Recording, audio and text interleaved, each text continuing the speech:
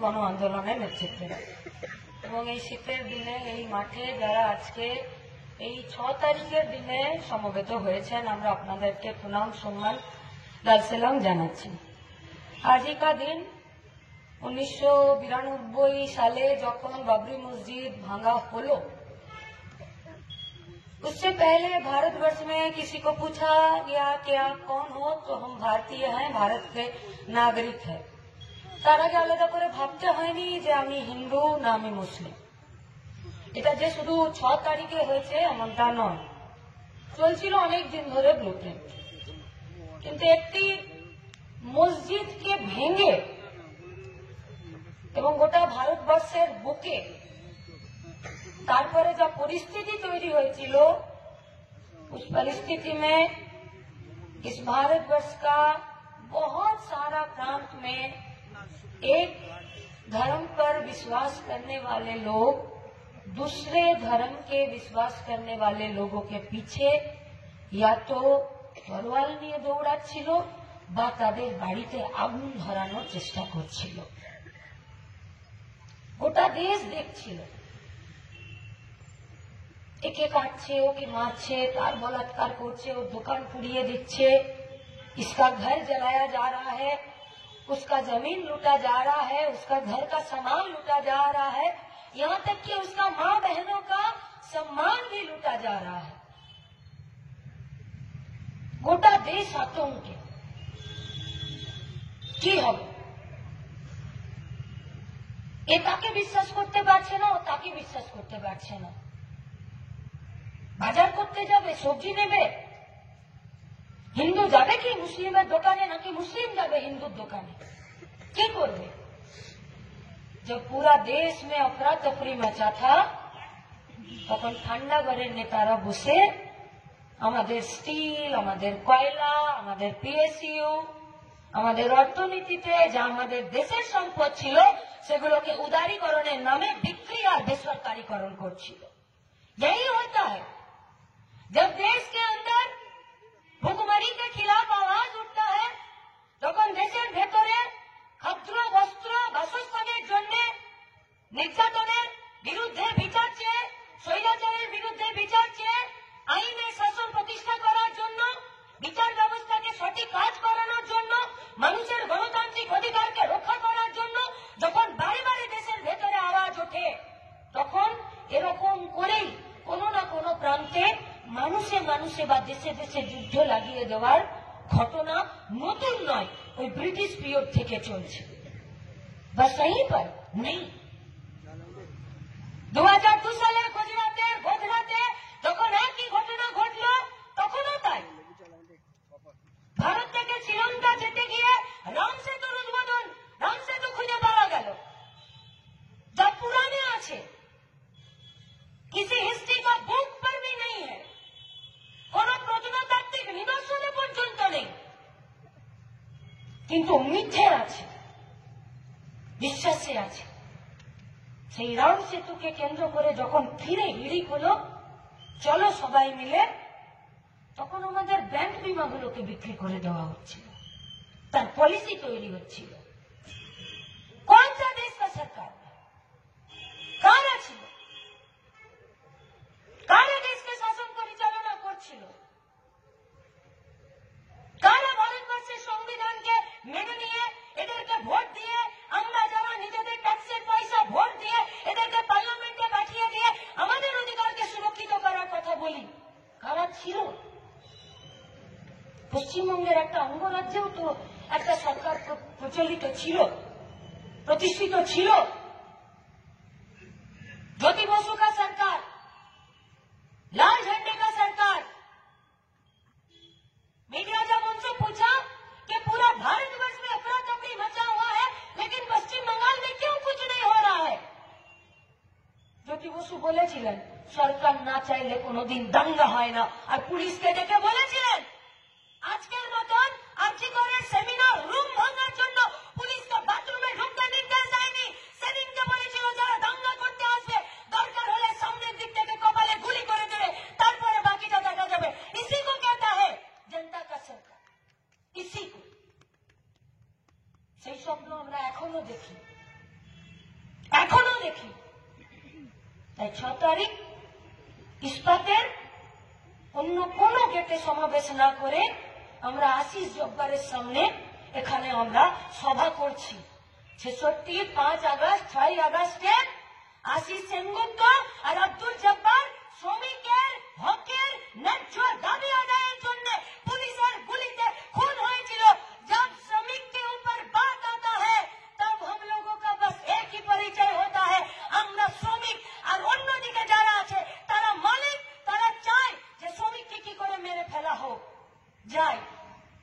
তাই আজকের দিনে আমাদের কাছে সমাবেশ খুব গুরুত্ব না। আমরা বয়ে দিতে চাই না, না আমরা বিজেপির ফেলে দেওয়া জুতোতে নিজেদের পা গুলিয়ে নিয়ে দৌড়ে কোনো মাঠের খেলাতে আমরা জিততে চাই না। बात वो नहीं है कि कितना सीट मिला और कितना वोट मिला, बात यहां से शुरू होता है।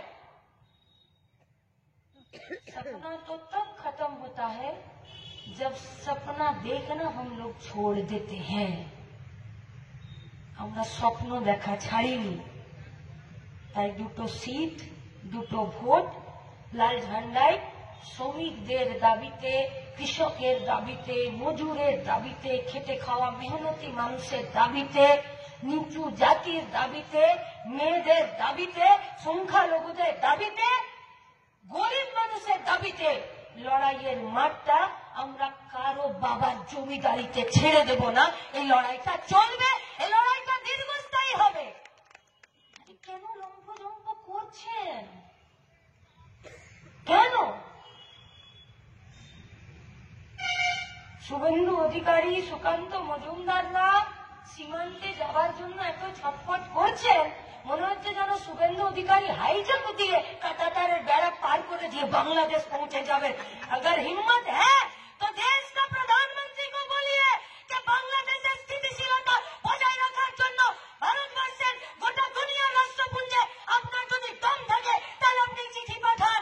अरे जिसका दम यहाँ पर आकर खत्म होता है, যখন মণিপুরে মাদেরকে ন্যাংটো করে হাঁটায়, যখন একটা প্রধানমন্ত্রীর মুখে রাহ বেরোয় না, তারা সংখ্যালঘুদের অধিকারকে সুরক্ষিত করার জন্য রাস্তায় নামতে পারে না। এই লড়াই আমাদের মজ্জাতে, এই লড়াই আমাদের রক্তে, এই লড়াই আমাদের দর্শনে, এই লড়াই আমাদের আদর্শে। তাই সিপিএমকে খুঁজতে যেতে হবে না। সংখ্যালঘু, অত্যাচারিত, শোষিত, নিপীড়িত, গরিব, মেহনতি মানুষ তারা জানে যে আমি বিপদে পড়লে আমার হাত ধরার জন্য লাল ঝান্ডা দাঁড়িয়ে আছে। কারা আমরা আজকে এই মাঠে উপস্থিত আছি? আচ্ছা, এই মাঠে আমরা যারা উপস্থিত নেই, সকালে আরো একটা ইস্পাতের ব্লাড ডোনেশন ক্যাম্পে টোটো চালিয়ে এলেন একজন 36 বছরের মেয়ে। এলো, বলল রক্তদান শিবির হচ্ছে, বলল হ্যাঁ, বলল আমি ব্লাড দিতে চাই। এলো, ব্লাড দিল, সার্টিফিকেট নিল, হাতে স্মারকটা নিয়ে তখন বেরিয়ে যাচ্ছে। আমরা যখন জিজ্ঞেস করলাম যে আমাদের সাথে লড়াইয়ে থাকবেন, তখন বললেন যে আমি তো সময় কম দিতে পারি, কারণ আমি ঘাম ঝরিয়ে খাই, টোটো চালিয়ে খাই, তাই এই লড়াই আমার কাছেই। আর আপনারা রক্তদান শিবির করেন বলে আমি এই ব্লাড ডোনেশন ক্যাম্পে এসে রক্তটা দিয়ে গেলাম। একথা মনে করার কোনো কারণ নেই। ভোট বাক্সে কটা ব্যালট পেপার পড়লো আর ইভিএম মেশিনে কতবার বোতামটাকে টিপলো। এখনো ঘাম ঝরানোর মানুষেরা শুধু দুর্গাপুর নয়, এ গোটা ভারতবর্ষের আনাচে কানাচে লুটে খাওয়াদের বিরুদ্ধে মাথা উঁচু করে লড়াইটা করছে। देखने वालों के भीड़ में करने वालों का नाम है। साफ सफाई सफेद रहने वालों के भीड़ में पसीना बहाने वालों का नाम है, गर्दन झुकाने वालों के भीड़ में रीढ़ को सोजा दृढ़ রাখার লোকেদের नाम आछे। इस देश को साफ करने के लिए अपने आप को मैला करने वालों का भी नाम है, और जो लोग कुछ करना और बदलना जानते हैं उसी को इस दुनिया का, इस देश का बुनियाद कहते हैं। और এই বুনিয়াদি মানুষগুলো গোটা ভারতবর্ষের বিভিন্ন প্রান্তে দুর্গাপুরেও ছড়িয়ে আছে, নইলে অযোধ্যাতে বিজেপি গোহারা হারতো না। হেরেছে অযোধ্যাতে, মানুষ ছুঁড়ে ফেলেছে, হেঁটে নিকাল গেল বিজেপি का। একক সংখ্যাগরিষ্ঠতায় সরকার গঠন করার আজকে এনডিএতে হাত তুলতে হচ্ছে। মানুষ ম্যান্ডেট দিয়েছে, গরিব খেটে খাওয়া মেহনতি মানুষ বলছে তারা। পশ্চিমবঙ্গ লড়াইটা তীব্র হচ্ছে প্রত্যেকটা দিন, প্রতিটা মুহূর্তে। নইলে আর্যিকরের ঘটনা ঘটার পর 14 তারিখ বাচ্চা কাকে নিয়ে ঘোমটা মাথায় নিয়ে কেউ রাত জাগতো না। সেদিনকে রাত যারা জেগেছিল তার মধ্যে 90% কোন না কোন সরকারি প্রকল্পের উপভোক্তা। কিন্তু শাসক যখন দুর্নীতি করে, শাসক যখন অন্যায় করে, সরকার যখন অত্যাচার করে, এই মানুষই রাস্তার দখল নেয়। তাই উৎসাহ সাহসের কোথাও কোনো অভাব নেই। आज यहाँ पर सवाल आकर खड़ा होता है कि হলো ডিএসপি কি হবে, এসপি কি হবে। 1994 সাল এই সরকারে, বাম সরকারে নতুন শিল্প নীতিতে একের পর এক ছোট মাঝারি কারখানা, নয়া উদার নীতির পরে নতুন করে কোন কারখানা যা সরকারি উদ্যোগে তৈরি হয়েছে। আর भाजपा का ये तो पार्लियामेंट पर उन लोगों का यही तो भाषणबाजी था। जब अटल बिहारी वाजपेयी जी थे तब वो बोलते थे कि सरकारी संस्था चालानो আমাদের কাজ নয়। ব্যাংক তুমি চালাবে না, কলিয়ারি তুমি চালাবে না, স্টিল তুমি চালাবে না, पावर प्लांट तुम्हें चलावे ना, क्या होगा ये देश का। मोदी जी उसके बाद पार्लियामेंट पर आते हैं और वहां पर आकर ये बात बोलते हैं कि सरकारी संस्थानों का जन्म हुआ ही है मरने के लिए। कोई बचपन में गया तो कोई जवानी में जाएगा। एमएमसी बंद, कंसोर्टियम তৈরি করেছিল বামফ্রন্টের সরকার। আজকে যিনি রাজ্যের মুখ্যমন্ত্রী মমতা ব্যানার্জি ক্যাবিনেট মিনিস্টার ছিলেন, দিল্লির পার্লামেন্টে বসে এই এমএনসির গেটে দাঁড়িয়ে বলেছিলেন প্রত্যেক দিন দিল্লি থেকে ফ্যাক্স আসছে, আমি এটাকে খুলে দেব। কনসোর্টিয়াম তৈরি হলো, তারপর এত নাকে তেল দিচ্ছেন যে তুলোটাকেও পরিষ্কার করা যাচ্ছে। দুর্গাপুরে স্টিল প্ল্যান্টের সম্প্রসারণ যদি না হয়, আধুনিকীকরণ যদি না হয়, দুর্গাপুর স্টিল প্ল্যান্ট বাঁচবে, এএসপি বাঁচবে। শুধু সম্প্রসারণ, আধুনিকীকরণ প্রয়োজন নেই। এই পশ্চিমবঙ্গ, এই ভারতবর্ষ প্রতিদিন দূষণের কবলে যাচ্ছে না?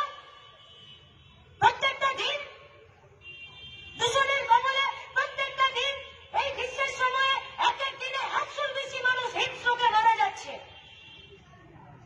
পরিশুদ্ধ পানীয় জল নেই বলে লাখ লাখ মানুষ রোগের শিকার হচ্ছে। Durgapur steel plant, smart city এমনি বেঁচে যাবে। 60,000 কোটি টাকার বাজার তৈরি হয়েছিল এই পশ্চিমবঙ্গের বুকে। মানুষের পকেটে টাকা ছিল, মানুষ বাজারে গিয়ে উৎপাদন ক্ষেত্রের কারখানার তৈরি জিনিস কিনতে যেতে পারত। বাজারে মানুষের চলাফেরা ছিল, পকেটে টাকা ছিল, রোজগার ছিল, সৎপথে ছিল। দামোদরের বালি পাচার করে দিয়ে টাকা ছিল না, অনুব্রতর সঙ্গে গরু পাচার করে দিয়ে টাকা ছিল না, জ্যোতিপ্রিয়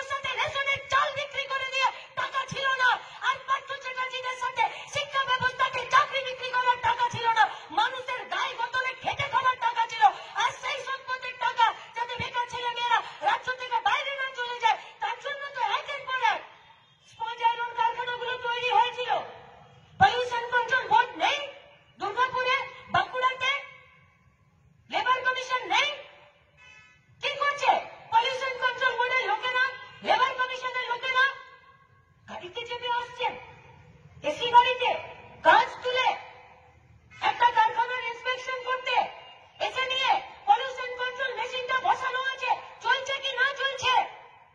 পলিউশন কন্ট্রোল মেশিনটা নেই, পলিউশন কন্ট্রোল মেশিনটা খারাপ হয়ে গেছে, একটা চার্জশিট আছে, নেই চার্জশিট, কেউ মুনাফা মারো। পশ্চিমবঙ্গের সরকারকে পেনাল্টি দিতে হচ্ছে। মমতা ব্যানার্জির সরকারকে এই পশ্চিমবঙ্গে পরিবেশ দূষণ করার জন্য পেনাল্টি দিতে হচ্ছে 370 কোটি টাকা। किसका बाप का पैसा से पेनल्टी दे रहा है? যখন তার প্রশাসন, যখন তার অ্যাডমিনিস্ট্রেশন পলিউশন কন্ট্রোলে কোনো কাজ করতে পারে না। সকাল থেকে দুর্গাপুরে আছি, টোটোতে ড্রাইভার নেই, ব্যাটারিতে মাইক বাজছে, বাড়িতে নীল বালতি সাদা বালতি দেওয়া আছে, জঞ্জাল পরিষ্কার করুন। বরানগর থেকে শুরু করে ইংরেজ বাজার পৌরসভা, মালদার, যার বাড়িতে একটা উনুন, যার বাড়িতে একটা রান্নাঘর, তার বাড়িতে প্রতিদিনের জন্য নগর নিগম, পৌরসভা তারা 1 টাকা করে জঞ্জাল করে দিচ্ছে। তাহলে পৌরসভাগুলো বলেছে বিশ্বরুদ্রা বিধিবদ্ধ বিভিন্ন কর্মসংস্থানের কথা, साफ सफाई सरकार का जिम्मेदारी नहीं है। स्वच्छ भारत অভিযানের নামে তো ভারতবর্ষের সরকার ফিরে ট্যাক্সের টাকা নেয়। তাহলে তারপরেও আজকে সমস্ত কর্পোরেশনের পৌরসভাতে আজ থেকে ধীরে ধীরে পাইলট প্রজেক্টের মতন যার বাড়িতে একটা রান্নাঘর আছে তাকে 1 টাকা দিতে হবে, মাস গেলে 30 টাকা দিতে হবে জঞ্জাল সাফাই করার জন্য। তাহলে আমরা কি আশা রাখতে পারি যে পশ্চিমবঙ্গে পৌরসভাতে সার্ভিস সেক্টরে আগামী 1 বছরে আমাদের দেওয়া বাড়িতে 530 টাকার বিনিময়ে আর সারা বছরে 365 টাকার বিনিময়ে সেই টাকা জমা করে আপনারা কোনো সরকারি নিয়োগ করবেন? 13 বছরে গোটা পশ্চিমবঙ্গে 10.5 লক্ষ রাজ্য সরকারের শূন্য পদ বাকি পড়ে আছে। শুধু শুধু আমরা আধুনিকীকরণের দাবি করছি, শুধু দামোদর নদীটা ড্রেজিং না করানো হলে দুবার লোকগেট ভেঙে গেল, গোটা দুর্গাপুর জলের জন্য হা হুতাশ করতে লাগলো, শুধু পানীয় জলের জন্য। কে জানে না আয়রন এন্ড স্টিল কোম্পানি বা কোন একটা শিল্প, সে তার প্রোডাকশন জলের উপরে নির্ভর করে? কি আছে? কিছু নেই। দুর্গাপুর কর্পোরেশনের ভোট হবে, 4টে বোম পড়বে, সকাল 10টার সময় আঙুলে লাগানোর তালি স্কুল মাঠে ঘোরাঘুরি করবে, প্রিসাইডিং অফিসারের কানে চেম্বার গোটানো হবে, দুপুরবেলা বিরিয়ানি হবে, তার আগে 5 দিন মাছ মাংস ডিমের ঝোল আর মদ মুরগা চলবে, খিচুড়ি চলবে, তারপরে ভোট হয়ে যাবে, তারপরে লুটের একটা কর্পোরেশন তৈরি হবে, তারপরে যেতে যা বাস চলে যাও, তারপরে প্রশাসক বসিয়ে দেবে, আর ভোট হবে না। প্রশ্ন করার জায়গা আছে?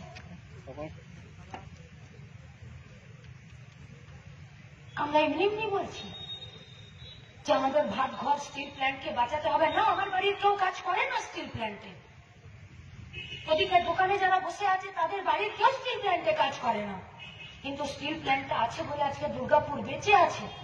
স্টিল প্ল্যান্টটা বন্ধ হয়ে গেলে গোটা দুর্গাপুরটা শ্মশানে পরিণত হবে। এমনিতেই তো বৃদ্ধাশ্রমে পরিণত হয়েছে দুর্গাপুর, কারণ প্রত্যেক দিন হাজার হাজার কর্মী সংকোচন হচ্ছে, কাজ হচ্ছে না।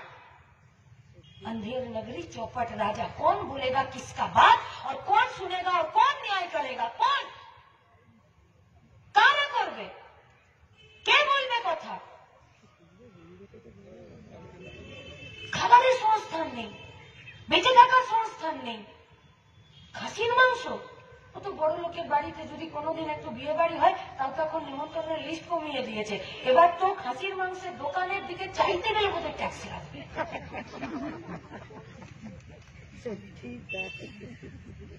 শীতকালে আপনি হাঁসের মাংস খাবেন 530 টাকা কিলো গোটাতে, ছাল ছাড়িয়ে তারপরে মাংস কমে যাবে। দেশি মুরগি খাবেন 470 টাকা কিলো। মাছ পরে বলুন।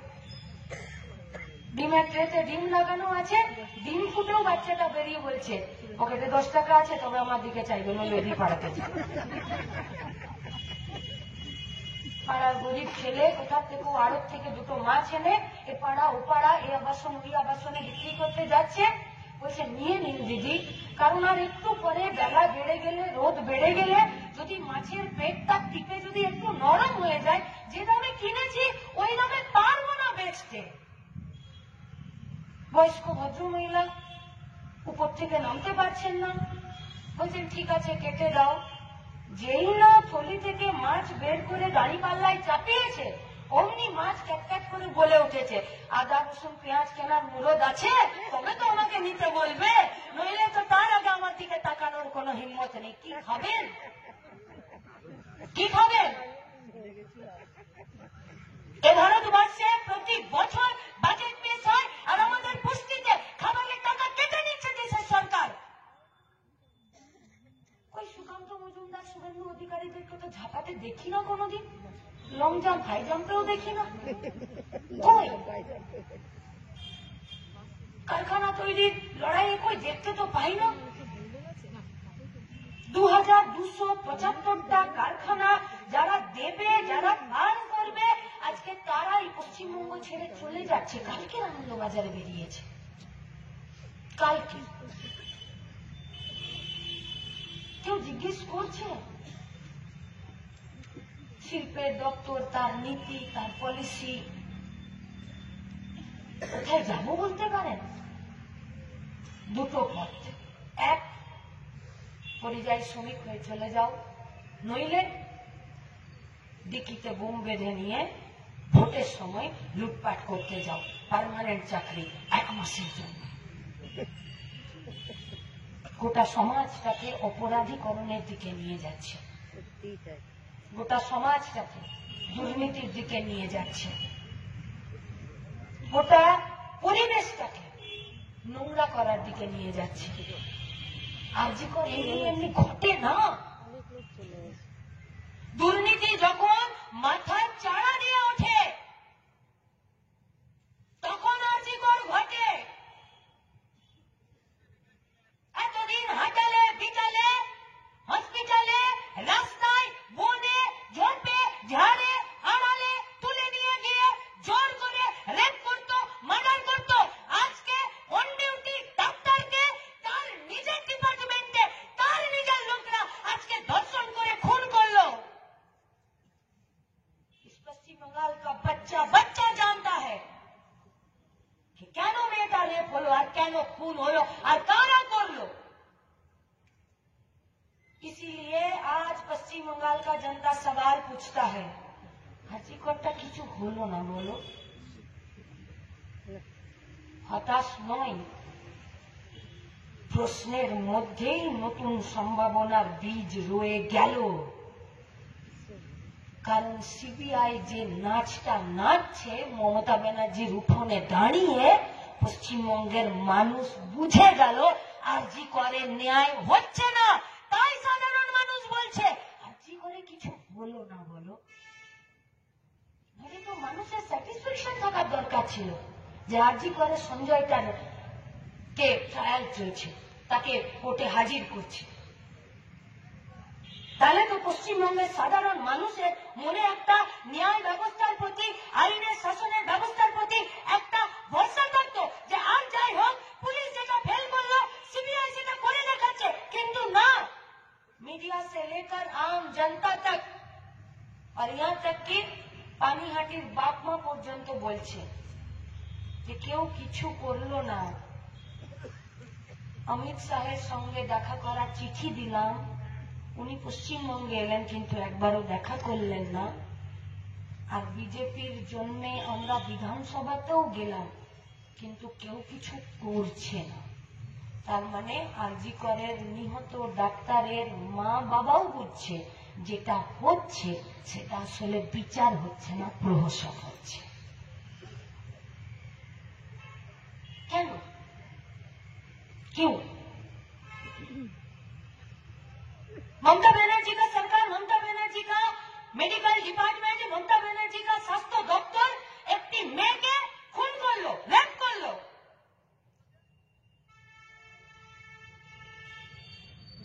হসপিটালে পুঁজ লাগা তুলো, রক্ত লাগা ব্যান্ডেজ, ইনজেকশন দিয়ে সিরিঞ্জটাকে ভেঙে দিয়ে গার্বেজে যে সিরিঞ্জটা ফেলে দেয় সেইটা, ওষুধের খাপ থেকে ওষুধটা বের করে নিয়ে যে কাগজের বাক্সটা ফেলে দেয় সেইটা, স্যালাইনটা চলে যাবার পর ফাঁকা প্লাস্টিকের বোতলটা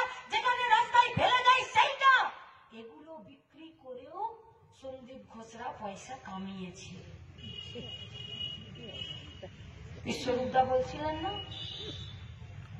मोनेटाइजेशन पाइपलाइन, उसके पास रेल था वो बेच दिया, उसके पास कोल था वो बेच दिया, उसके पास दुर्गापुर केमिकल लिमिटेड था वो भी 31 दिसंबर को बंद होने के कगार पर है, और इसके पास रेल कोल और केमिकल लिमिटेड नहीं था, इसके पास मुर्दा घर में कुछ मुर्दा था तो वो उसी को बेच दिया।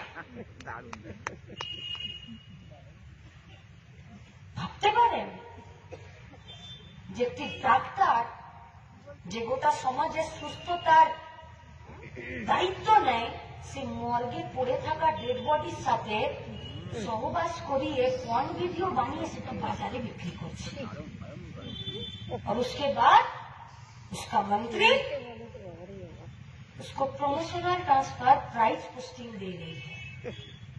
হবে হবে না, संभव नয়। बहुत सारा सवाल है आरजी कर को लेकर। কেন বললেন সুইসাইড? কেন মা বাপকে দেখা করতে দিলেন না? কেন জোর করে নিয়ে শ্মশানে 3টে ডেড বডি টপকে দিয়ে আর শ্মশানে গিয়ে পানি হাঁটি দিয়ে বিরাট পুলিশের দুর্গ বানিয়ে দিয়ে মেয়েটা ডেড বডিকে পুড়িয়ে দিলেন? কেন বাপ মা পর্যন্ত শেষে সৎকারের টাকা দিতে পারলো না? কিসের জন্য পুলিশ গেছিল তার বাড়িতে টাকা দেওয়ার জন্য? কেন মমতা ব্যানার্জি অন ক্যামেরা ঘোষণা করলেন যে মেয়েটা তো ফিরবে না, 10 লাখ নিয়ে নাও? কেন? কিসের জন্য? কেন 13 তারিখ সন্ধ্যাবেলা আর্চিকরের সেমিনার হল ভাঙার জন্য কে দিয়েছিল ওয়ার্ক অর্ডার? কোন কোম্পানিকে, কোন ঠিকাদারকে, কে সাইন করেছিল? কেন গোটা পশ্চিমবঙ্গের, উত্তরবঙ্গ, দক্ষিণবঙ্গের ডাক্তাররা মেয়েটা মার্ডার আর রেপ হয়ে যাওয়ার কয়েক ঘন্টার মধ্যে হসপিটালে গিজগিজ করছিল? কেন সিপি একটি পুলিশ মন্দিরা মুখার্জি, তিনি কেন ইন্দিরা মুখার্জি, তিনি কেন প্রেস কনফারেন্স করে তাকে এটা চিহ্নিত করতে হলো? লাল জামা পরাটাই ছিল, নীল জামা পরাটাই ছিল, হলুদ জামা পরাটাই লোক ছিল? কেন? কিসের জন্য? কেন? কেন নার্সরা বলছে যে ডেড বডি পাওয়ার সময় যে রঙের চাদর ছিল, ডেড বডি যখন ইনকোয়েস্ট রিপোর্ট হচ্ছে তখন সেই রঙের চাদর নেই? কেন? কেন তাদেরকে তালা থানাতে ঘন্টার পর ঘন্টা তার বন্ধুকে এবং তার মা বাপকে জোর করে পাঠিয়ে দিয়ে সেখানে দাঁড় করিয়ে দেওয়া হলো? क्यों प्रेस के साथ बाप माँ को एक बार भी बात करने नहीं दिया? अरे हम लोगों को नहीं दिया, छोड़ दीजिए, কথা বলতে দিল না। কেন? क्योंकि आरजीकर मेडिकल कॉलेज का जो प्रिंसिपल है संदीप घोष, তার বিরুদ্ধে বহু বছর আগের থেকে হাজার পাতার দুর্নীতির রিপোর্ট ভিজিলেন্সের টেবিলে বসে ধুলো খাচ্ছে। 2021 সালে এই আরজি করে 4তলা বিল্ডিং এর ছাদ থেকে আরো একটি মেয়ে পড়ে আনন্যাচারাল ডেথ হয়েছিল, এবং গোটা পশ্চিমবঙ্গের যত আত্মহত্যার ঘটনা এবং মিস্টেরিয়াস ডেথের যা যা ঘটনা ঘটে তার বেশিরভাগটা আরজি করের পোস্টমর্টম ডিপার্টমেন্টে, সেখানে পোস্টমর্টম হয়। ওই জন্যই তো তালা থানার ওসি সে অ্যারেস্ট হয়ে গেল, একটা ঘটনার জন্য নয়। এবার আপনাদের কাছে আমাদের প্রশ্ন, বিশ্বাস করেন এ পশ্চিমবঙ্গে অন্যায় অত্যাচার নির্যাতনের বিরুদ্ধে কোনো বিচার হবে? এটা প্রথম ব্রুটালি রেপ এন্ড মার্ডার না, এর আগে অসংখ্য ঘটনা ঘটেছে। বিশ্বাস করতে পারছেন? কালকে আপনার বাড়ি থেকে কারো হাত পা টেনে নিয়ে চলে যাবে, তারপরে এই পশ্চিমবঙ্গের পুলিশ থেকে শুরু করে সরকার, আইনি বিচার ব্যবস্থা তার কোনো নিদান দিতে পারবে, তার কোনো ন্যায় করতে পারবে? খেতে পাচ্ছি না, কাজ নেই, কারখানা বন্ধ, নতুন করে কারখানা আর তৈরি হচ্ছে না, পুরনো কারখানা যা ছিল তার চিহ্ন পর্যন্ত নেই। ঠেলাতে লোহা লক্কর ভাঙা 3টা ডিব্বার মতন কারখানা বিক্রি হয়ে যাচ্ছে, বস্তি জাহাজ ঢুকছে, আর সেই বস্তির প্রত্যেকটা ছেলেকে মেয়েকে যারা কর্মক্ষম তাদের মেধাকে আর তাদের গতরকে একদম মাটিতে মিশিয়ে দিয়ে সবটা নষ্ট করে দেওয়া হচ্ছে। কাহা মিলেগা ন্যায়? न्याय मिलेगा रिश्ते पर। आज बाबा साहेब अम्बेडकरेর মৃত্যু, মানুষের উদ্দেশ্যে মানুষের তৈরি করা সংবিধান আমরা নিজেদেরকে অর্পণ করেছিলাম, যে এই সংবিধান আমরা আমাদেরকে দিলাম। আজ ভারতবর্ষের মাটিতে, পশ্চিমবঙ্গের মাটিতে সেই সংবিধানকে রক্ষা করা, ভারতীয়ত্বকে রক্ষা করা, ভারতের বহুত্ববাदকে रक्षा करा, भारतेर वैचित्र के रक्षा करा, विविधता में एकता को रक्षा करने के लिए एकमात्र उपाय है, जिस उपाय का नाम है रास्ता। रास्तार मानुषेर प्रयोजने सरकार गठन हय, रास्तार मानुषेर प्रयोजने, रास्तार दाबिते पुलिस प्रशासन, विचार, बई, आईन, कानून, हॉस्पिटल सब तैरी हय। সেই রাস্তায় দাঁড়িয়ে থাকা মানুষের স্বার্থে যদি আইন, কানুন, বিচার ব্যবস্থা তারা কাজ না করতে পারে, তাহলে রাস্তায় থাকা মানুষের অধিকারের মধ্যে পড়ে। সেই ব্যবস্থাকে ভেঙে দিয়ে, তছনছ করে দিয়ে, সাধারণ মানুষকে সাথে নিয়ে আইনের শাসনকে প্রতিষ্ঠা করতে, সংবিধানকে রক্ষা করার কাজও আমাদেরকে করতে হবে। তাই যারা আমাদের এই মাঠের বাইরে দূরে দাঁড়িয়ে আমাদের কথা শুনছেন, आप लोगों के पास हम लोगों का विनती है, अगर 9 अगस्त 2024 आज 14 अगस्त माझरात 2024 पर किसी को लगता है कि अरे गलत ट्रेन पकड़ ली है, तो दूसरे ही स्टॉपेज में उतर जाइए और वापस आ जाइए। जितना देरी होगा डिसीजन लेने में, वापस आना उतना ही महंगा पड़ेगा। তাই রাস্তায় দাঁড়িয়ে মানুষের সাথে, কাজের সাথে, রুটির সাথে, রুজির সাথে, ঐক্যের সাথে, সম্প্রীতির সাথে আসুন। লড়াইটা রাস্তাতেই হোক, দেখা রাস্তাতেই হোক, রাস্তায় জোর কদমে টিকে থাকার লড়াইয়ে প্রত্যেককে সামিল হওয়ার আহ্বান জানিয়ে আমি আমার কথা শেষ করছি। ইনকালাব জিন্দাবাদ।